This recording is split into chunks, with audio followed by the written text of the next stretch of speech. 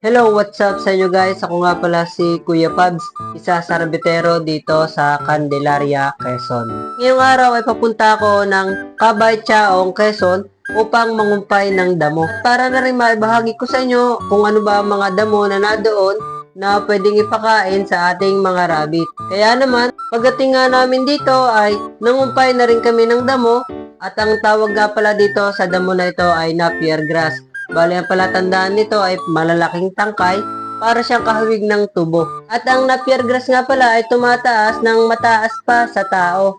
At susunod naman na pwede nating ipakain na itong Paragis grass. Ang palatandaan ko nga pala dito ay para siyang merong mga antena. At kasunod naman dito ay ang banana leaves o dahon ng saging. Ang dahon ng saging ay nakakatulong lalo na kapag meron diarrhea ang ating mga rabbit. At syempre ang Madre de Agua dahil ang Madre de Agua ay nakakatulong din lalo na sa inahin natin na rabbit. Dahil ito ay may calcium na nakakatulong sa pagpuproduce nila ng gatas. At kagaya lang din ng malunggay na nakakatulong din para sa kanila. Siyempre, ang huli ang nakita natin sa Candelaria, ang Cinderella plant o Cinderella plant na nakakatulong para sa fertility ng ating mga doe upang mas mabilis silang mag-hit.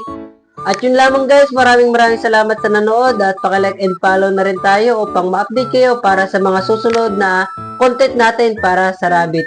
Ingat kayo, God bless!